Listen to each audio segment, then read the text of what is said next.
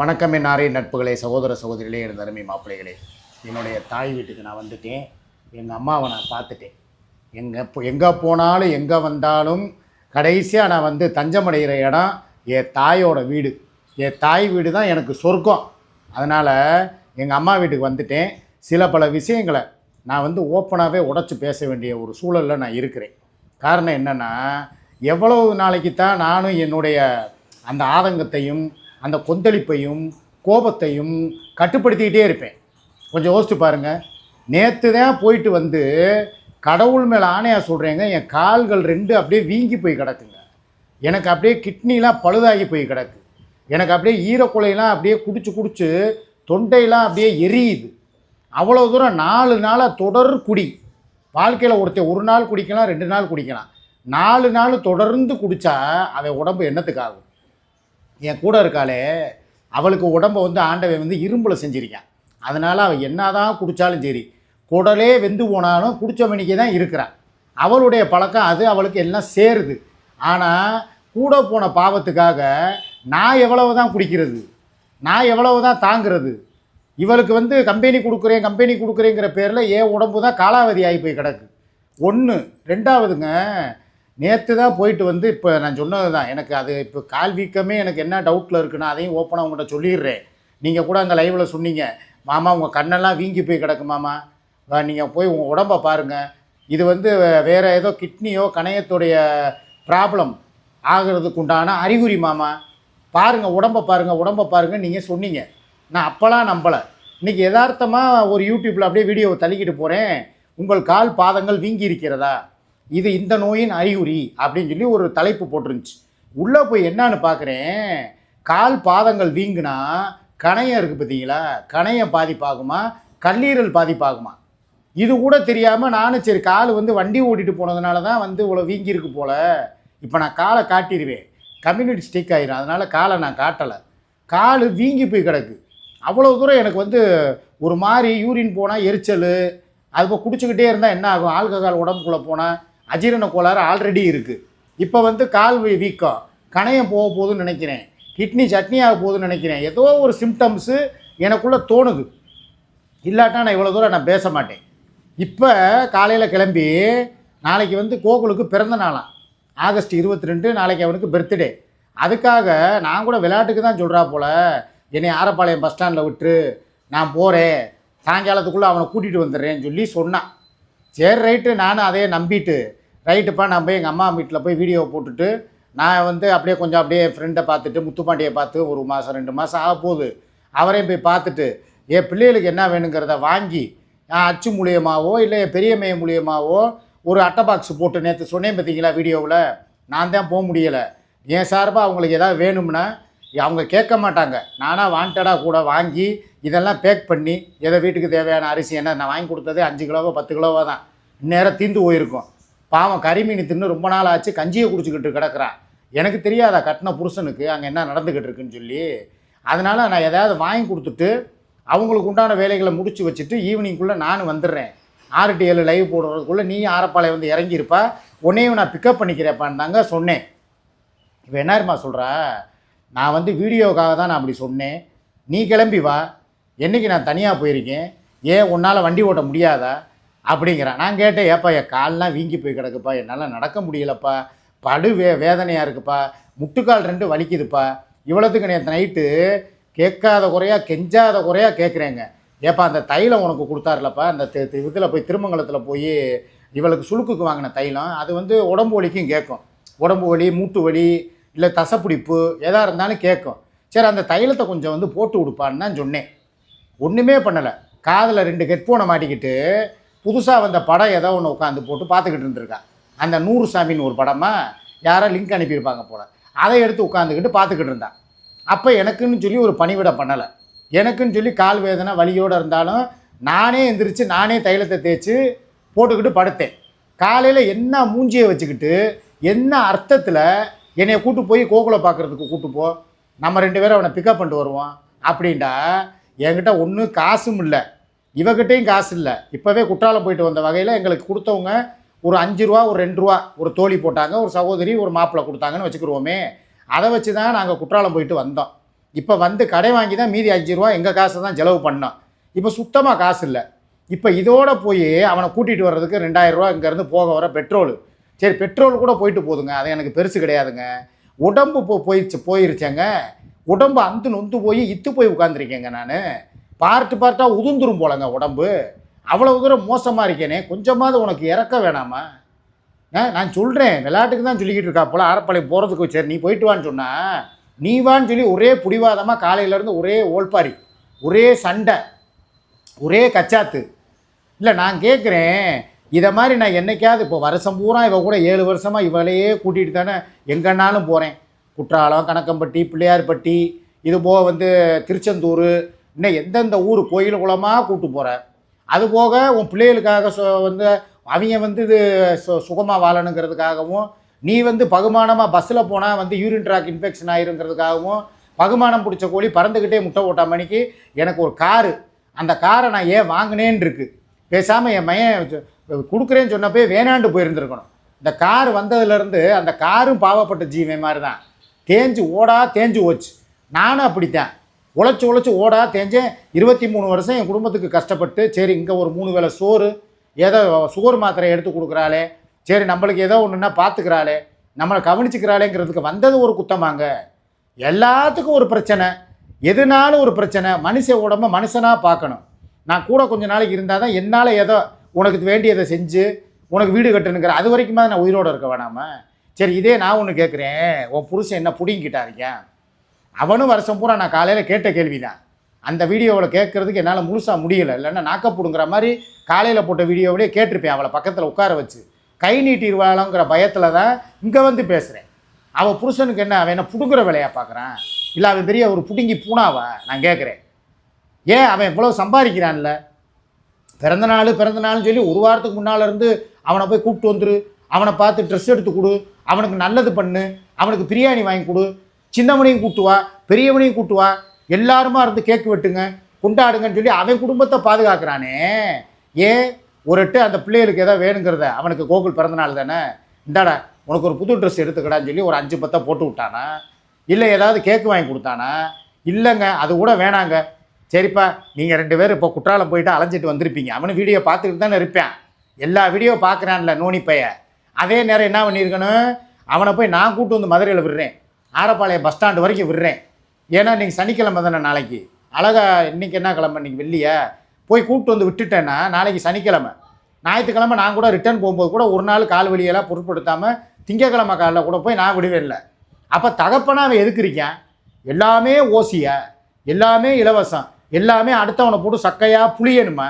நான் கேட்குறேன்.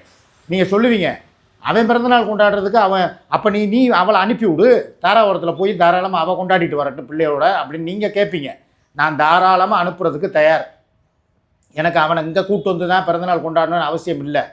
அவங்க அண்ணே வர்றேன், இவ 3 பேரும் சேர்ந்து, அவங்க எல்லாம் சேர்ந்து குடும்பமாக பாலவிநாயகமும் சேர்ந்துக்கிறட்டும், 4 பேருமா சேர்ந்து தாராபுரத்துலேயே கொண்டாடிட்டு மெதுவாக வர வேண்டியது தானே. நான் வந்து ஒன்றும் கட்டாயப்படுத்தவே இல்லையே, இந்த விஷயத்தில் நான் கம்பல் பண்ணவே மாட்டேன். இதே மாதிரி என் பிள்ளை பிறந்த நாளைக்கு, என் பேரன் பிறந்த நாளைக்கும், என் பொண்டாட்டி பிறந்த நாளைக்கு என்னை அனுப்பி விடணும். கேட்டால் நைட்டு ஒரு வார்த்தையை விடுறா, உன் பொண்டாட்டி இது வரைக்கும் உன்னைய ஏன் புருஷன்னு எந்த இடத்துலையாவது அவள் சொல்லியிருக்காளா அப்படின்னு சொல்லி இவ கேட்டு என்னைய ஸ்க்ரூ போட்டு விட்றா, தூண்டி விடுறா, தூபம் போடுறா, தலையணை மந்திரம் ஓதுறா நைட்டு படுத்துக்கிட்டு.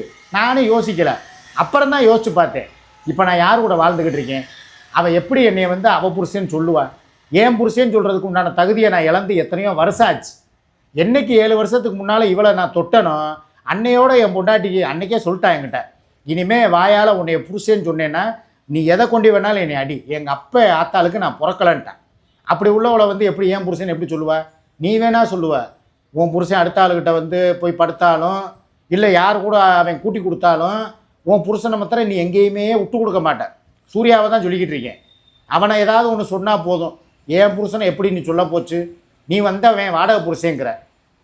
அதை மாதிரி தானே அவளும் சொல்லுவேன். அவள் கூட நான் புருஷனாக இருந்தேன்னா தானே என்னை வந்து அவள் புருஷன்னு சொல்லுவேன், இல்லாட்டினா அவள் அடுத்தவ புருஷன் தானே சொல்லுவேன்.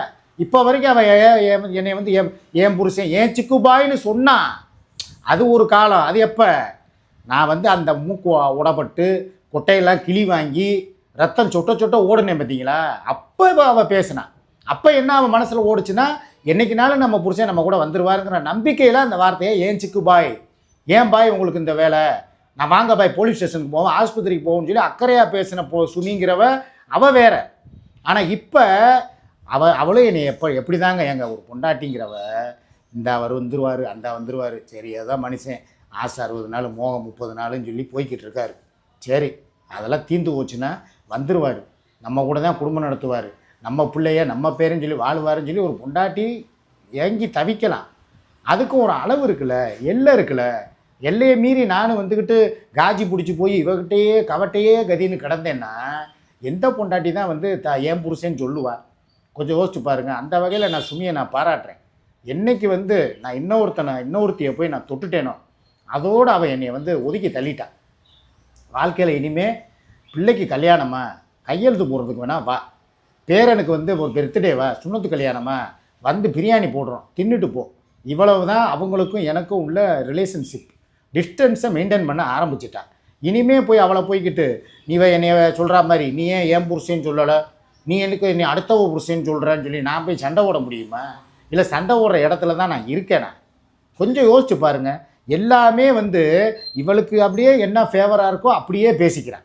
இப்போ இந்த கோகுலை போய் கூட்டு விடுறதுக்கு ஒரு நாளைக்கு போயிட்டு வந்தால் தான் என்ன, இவ உடம்பு என் உடம்பு ஒன்றா, தாராளமாக போ கூட்டு வா, இல்லை அங்கேயே வச்சு கொண்டாடுன்ட்டேன்ல, நானே பெர்மிஷன் கொடுத்துட்டேன்ல, இதை விட என்ன வேணும்? இல்லை நான் போனேன்னா பால விநாயகன் வந்தாலும் வருவார், நாங்கள் மீட் பண்ணாலும் பண்ணுவோம், அதுக்கப்புறம் உன் பாடுப்பா, அவன் வந்து என்கிட்ட பேசலாம், நாங்கள் 2 பேர் வந்து ரீல்ஸ் போடலாம், செல்ஃபி எடுத்துக்கிறலாம், என் புருஷன் இவர் தான் சொல்லி நான் அறிமுகப்படுத்தி வச்சுட்டேன்னா அப்படியே யூடியூப்பே வைரல் ஆகி தக்கன்னு அப்படியே பரவும் ஸ்ப்ரெட்டா அப்படிங்கிறாளே. நான் கேட்குறேன், அது எத்தனை நாளைக்கு? இதே வந்து உன் புருஷன் வந்து ஒரு குடிகாரே, ஒரு கேப் மாதிரி பையன், உன் குடும்பம் நீயே அவனை கூப்பிட்டு குடும்பம் நடத்தினா கூட அவன் வராதவன், எனக்கு நல்லா தெரியும். எத்தனை நாளைக்கு உங்கள் பகுமானம் ஓடும்? நீ அப்படி போய் நீ வீடியோ போட்டேன்னா நான் உன்னை சும்மா விட்டுருவேனே? அதோடு நான் எப்படான்னு காத்துக்கிட்டு இருக்கேன், அந்த மாதிரி ஒரு சம்பவம் நடக்காதான்னு சொல்லி காத்துக்கிட்டு இருக்கேன். நடந்துச்சுன்னு வைங்களேன், நான் அழகாக போய் என்னை போய் அதுக்கப்புறம் எங்கேயுமே போய் சொல்ல முடியாது. போலீஸ் ஸ்டேஷனுக்கு போயோ இல்லை வந்து வக்கீலை வச்சோ எனக்கு நீ இவ்வளவு கொடு அவ்வளவு கொடு, எனக்கு இத்தனை லட்சத்தில் வீடு வாங்கி கொடு, அத்தனை லட்சத்தில் பில்டிங் கட்டு, எனக்கு அதை வாங்கி இதை வாங்கி நீ என்கிட்ட கேட்க முடியாது. ஏன்னா இப்போ வரைக்கும் ஒரே ஒரு விஷயத்தை வச்சு பிளாக்மெயில் பண்ணுறது என்ன தெரியுமா? என் புருஷன் கூட போயிடுவேன், புலி வருது, அந்த கதை தான் இப்போ ஓடிக்கிட்டு இருக்கு. புலி வருது, எப்போ வரும் புலி? அது புலி கிடையாது, அது கொட்டை எடுத்த புலி, அரைக்கிற குழம்புக்கு போடுற புலி, சரியா? அந்த புளியை வச்சு நீ என்ன பண்ண போகிற? இதை வந்து எப்படி தெரியுமாங்க, பல பேர் என்கிட்ட புத்திமதி சொன்னாங்க, நான் அப்போலாம் நான் என் மண்டையில் ஏற்றலை, இப்போ நான் ஏற்றிக்கிறேன். என்ன தெரியுமா? அதாவது பாலவிநாயகங்கிறவனை ஒரு துருப்பு சீட்டாக வச்சு அவனை வந்து ஒரு பகடக்காயாக வச்சு நான் போயிடுவேன், நான் போயிட்டேன்னா அப்புறம் பார்த்துக்க, உன் சூர்யாவாக வரமாட்டேன், கற்பை இழந்துருவேன். என்கிட்ட மிரட்டுறதே இப்படித்தான். நான் அவன் கூட ஒரு நாள் போனாலும் அவனோட இச்சைக்கு நான் இணங்கிட்டேன்னா அதுக்கப்புறம் நீ உனக்கு நான் எப்பயும் போல் ப்ரெஸ் பீஸாக கிடைக்க மாட்டேன். இவளுடைய பிளாக்மெயில் உங்களுக்கு தெரியுதா? நான் சொல்கிறேன், ஆல்ரெடி நீ என்ன ப்ரெஸ் பீஸா? இல்லை ஆல்ரெடி உனக்கு தான் கற்புங்கிறது ஒன்று இருக்கா? 7 வருஷமாக உன்னை நான் வந்து கற்பை காப்பாற்றி வச்சுக்கிட்டு இருக்கேன். கற்புங்கிறது ஒரு பெண்ணுக்கு எப்படி தெரியுமா? அவள் வந்து அடுத்தான நினச்சாலே இல்லை அடுத்த ஆளுக்கிட்ட வந்து போகணுங்கிற மனக்கற்பனையில் போயிட்டாலே கற்பு போயிருச்சுன்னு அர்த்தம். ஆக நீ எத்தனையோ தடவை இங்கேருந்து சிங்கப்பூர் போயும் உன் கற்பை காத்தோடு பறக்க விட்டவ. இதே வந்து இப்போ பாலவிநாயகத்திட்ட போய் நான் பாலவிநாயகத்து கூட போய் இருந்தால் எப்படி இருக்கும், நானும் பாலவிநாயகம் சேர்ந்து குடும்பம் நடத்தினால் எப்படி இருக்கும், இப்படின்னு ஒரு பொம்பளை நினச்சாலே நீ என்கிட்ட இல்லைன்னு தான் அர்த்தம். உன் கற்பு அப்பையும் பறி போயிருச்சுன்னு தான் அர்த்தம். இவ்வளவு நாள் நீ என் கூட வாழ்ந்து என்ன பிரயோஜனம்? உன்னை நான் அப்படியே ஒரு பெட்டகமாக பிரிட்ஜில் வச்ச ஆப்பிளாக பாதுகாத்து என்ன பிரயோஜனம்? ஒரு நிமிஷத்தில் இருந்தால் பிறந்த நாளைக்கு நான் வரல கூட வரலன்னு சொன்ன ஒரே காரணத்துக்காக அப்போ நான் போகிறேன், நான் பாலவிநாயகத்தை பார்ப்பேன், நான் படுத்தாலும் படுப்பேன், உன்னால் எப்படி கேட்க முடியும்னு சொல்லி காலையிலேயே சண்டை பயங்கரமான ஓரியாட்டங்க. நான் சொல்கிறேன், இவ்வளவுலாம் ஓரியாட்டம் பண்ணி பிரச்சனை பண்ணிக்கிட்டு இவ கூட வாழணுங்கிற அவசியம் எனக்கு கிடையாது.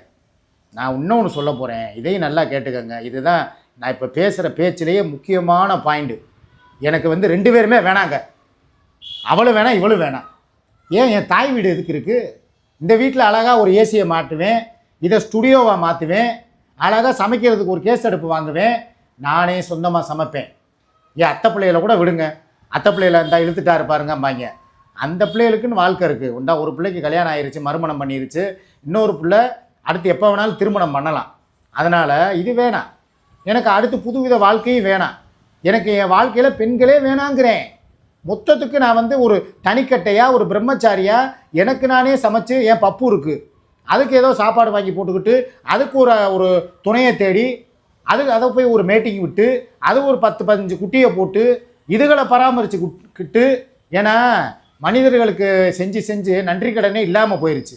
இப்போதைக்கு முடிவு என்ன தெரியுமா, பப்புவை போய் ஒரு மேட்டிங் விட்டு அது மூலியமாக ஒரு 10 குட்டி போடுதா, வீடு பூரா ஒரே பப்பு குட்டியாக, பப்பு 1.0, 2.0, 3.0, 4.0, 5.0, 6.0, 7.0, 8.0, 9.0, 10.0ன்ட்டு 10 பப்பு போட்டு விட்டு வரிசையாக அதுகளை பராமரிச்சுக்கிட்டு அதுகளுக்கு இப்போ பிஸ்கட் கொடுத்துக்கிட்டு கிரேவி பாக்கெட் வாங்கி சமைச்சு போட்டுக்கிட்டு ஏன் என் காலத்தை ஓட்டக்கூடாது? எவ்வளவோ மீடியாக்களில் நம்ம பார்க்குறோமா இல்லையா?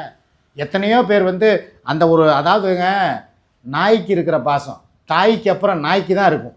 தாய் தான் ஃபஸ்ட்டு நன்றியோடு இருப்பாங்க, விசுவாசத்தோடு இருப்பாங்க, பாசத்தோடு இருப்பாங்க. அதே மாதிரி தான் நம்ம வளர்க்குற நாயும் என்றைக்குமே. அதுக்காக தாயவும் நாயவும் நான் கம்பேர் பண்ணலை. தாய்ங்கிறது வேறு லைஃப், அது வந்து மனிதர்களுக்கு உண்டான ஒரு இது. மனுஷனுக்கு மனுஷன் அன்பு காட்டுறதுல அவங்க உயர்ந்தவங்க. பெற்ற தாய்க்கு இணையாக வந்து எதுவுமே கிடையாது. தகப்பனை கூட அந்த இடத்துல நம்ம தராசு தட்டில் வச்சு பார்க்க முடியாது. தகப்பை ஒரு படி கீழே தான் இருப்பார், தாய் தான் ஒரு படி மேலே இருக்கும். அதை மாதிரி நம்ம வளர்ப்பு பிராணிகள் இருக்குது பார்த்தீங்களா, அதில் வந்து நாய் தான் பெஸ்ட்டு. எவ்வளவோ உயிரினங்கள் இருக்குது. எல்லோரும் வீட்டில் என்ன புலி வளர்க்குறாங்களா, இல்லை கிளி வளர்க்குறாங்களா? கிளி கூட வளர்த்து கேள்விப்பட்டிருக்கோம். இல்லை யாராவது இப்போ சிங்கம் வளர்க்குறாங்களா, இல்லை குரங்கு வளர்க்குறாங்களா? கிடையாதுல்ல. ஆனால் நாய் வளர்க்குறாங்க. காரணம் என்ன? அதுதான் நன்றியோடு இருக்குமா. அதை மாதிரி அந்த நன்றியுள்ள ஒரு ஜீவனுக்கு ஒரு 10 குட்டியை வளர்த்து எங்கள் அம்மா வீட்டிலே ஒரு ஸ்டுடியோ ஓப்பன் பண்ணி அதுகளுடைய சேட்டைகள், அதுகளுடைய விளையாட்டுக்கள், அது வந்து அப்படியே கூப்பிட்டோன்னே வர்றது போகிறது, இதை வீடியோ எடுத்து போட்டு, ஏன் சுப்புவை வச்சு தான் வீடியோ எடுக்கணுமா? நான் ஏன் பப்புவை வச்சு எடுக்கக்கூடாதா? அது என்ன பெரிய தப்பா? நான் கேட்பேனா இல்லையா? இனிமேல் நான் ஒரு முடிவு எடுத்துட்டேங்க. மனிதர்களோட பழகிற பழக்கத்தை குறைச்சிக்கிற போகிறேன், மிருகங்களோட வாழ்ந்து பழக போகிறேன். இனி என்னுடைய வாழ்க்கை ஸ்டைலை மாத்திரம் பார்க்குறீங்களா? எனக்கு இன்றைக்கி காலையில் வந்த ஞானோதயம் அது. எதுக்குடா சும்மா எப்போ பார்த்தாலும் வந்துக்கிட்டு பொண்டாட்டி புள்ள மாமே மச்சாங்கிற உறவுகளை வைக்கிறத விட ஒரு கட்டு விறகுகளை வந்துடலான்னு சொல்லி நம்ம பாபா படத்தில் தலைவர் சொல்லியிருப்பார். அதை மாதிரி இதுக்கு கோகுலு, திலீப்பா, பாலவிநாயகா, அமிர்தம்மா இந்த ஒரு உறவுல வேகிறத விட பேசாமல் இங்கே சுப்பம்மாங்கிற உறவுல வேகிறதுக்கு பப்பம்மாங்கிற அந்த உறவுல இணைஞ்சிட்டு போயிடலாமே, இப்படிங்கிறத என்னுடைய திட்டம். இனிமேல் நான் வாழ்க்கை ஸ்டைலை மாற்ற போகிறேன். Life of style is a change only. இனி நான் வந்து என்னுடைய பாதைகளை அனிமல்ஸ் கூட வாழ போகிறேன். இது நான் இன்றைக்கி எடுக்கிற இந்த முடிவு. ஏன்னா அதுதான் பேசாது. வாய் இருந்தாலும் யாராவது வந்தால் குலைக்கும், அதோடு சரி. மற்றபடி நம்மளை எதிர்த்து பேசாது. உட்காருன்னா உட்காரு, நில்லுன்னா நின்னும். நான் ஒருத்திக்கு நாயாக வாழ்ந்த காலம் போய் நான் நாய்களுக்கு ஒரு வளர்ப்பு தகப்பனாக வாழ்கிறதா முடிவு பண்ணிட்டேன். இனிமேல் எதையுமே கேட்க போகிறதா இல்லை. இப்போயுமே அவள் என்னை கேட்காம கிளம்பி போகிறா. தாராளமாக போகட்டுன்னு விட்டுட்டு தான் நான் இப்போ போய் வீடியோ போடுவேன் பாருங்கள். அங்கே உட்காந்து தான் இன்றைக்கி லைவு. இன்னொன்று சொல்லிக்கிறேன், இன்றைக்கி மதியம் கரெக்டாக 1 மணி அளவில் சிக்கானே வருது பாருங்கள், எஸ்எஸ் மீடியா அஃபிஷியல் அப்படிங்கிற சேனலில் இன்று மதியம் முதல் லைவு. மதியம் 12 to 1:30 கூட போடுறேன். இல்லைன்னா 1 மணிக்கு 1 to 1:30 அரை மணி நேரம். ஏன்னா இன்றைக்கி வெள்ளிக்கிழமை நான் ஜிம்மாவுக்கு போகணும். அதனால் வந்து நமாஸ் பண்ணுறது வாரம் நான் வெள்ளிக்கிழமை போய் எனக்கு அது பழகிருச்சு. அதனால் வெள்ளிக்கிழமைங்கிறதுனால இன்றைக்கி மதியம் 1 to 1:30 இல்லை 12:30 1:30 வரைக்கும், இல்லை 12:30 1:15 வரைக்கும், ஏதோ ஒரு டைம். அந்த டயத்தை நீங்கள் தான் சொல்லணும். என்னுடைய சேனல் ஆகிய எஸ்எஸ் மீடியா, இன்றைக்கி அதில் டிபியில் என் ஃபோட்டோவை நான் ஏற்றிடுறேன். அதையும் நான் சொல்ல மறந்துட்டேன். இவளுக்காக நான் சேனல் வைக்கலை, எனக்காக வச்சுருக்கேன். அதில் வந்து நான் பாட்டு பாட போகிறேன். ரசிகர்களுக்கு வந்து பாட்டாக பாடி, ஏன்னா இந்த சேனலில் பாட்டு பாடி சேனலே வந்து டவுன் ஆகி போச்சு, சிக்கா சூர்யா அஃபிஷியல். அதனால் எஸ்எஸ் மீடியாவில் full and full song, comedies, mimicries and மொக்க ஜோக்ஸ், எதுனாலும் கடி ஜோக்ஸ் எதுனாலும். அதே மாதிரி ஃபோன்லேயும் ஆளுகளை லைனில் எடுத்து அவங்கள வந்து பேச வச்சு என் நம்பர்லேருந்து ஒரு வீடியோ மாதிரி ஒரு லைவ் டெலிகாஸ்ட், பெப்சி உங்கள் சாய்ஸ் மாதிரி எஸ்எஸ் உங்கள் சாய்ஸ் அப்படின்னு சொல்லி ஒரு தலைப்பு ஒன்று வச்சு விட்டு உங்களையெல்லாம் நான் பேச வச்சு அழகு பார்க்க போகிறேன். இது இன்றைக்கி எடுத்த நான் முடிவு. காலையில் இனிமேல் நான் உங்களுக்காக வேணால் வாழ்ந்துக்கிறேன். என் கூட இருக்கிற 2 பேரையுமே விட்டுருங்க. கலட்டி விட்டுட்டேன். அவளுக்கு 2 பேருக்கும் தண்ணி தெளித்து விட்டாச்சு. அவள் ஒரு பக்கம் ஒருத்தனை பிடிச்சிட்டு போயிட்டான்.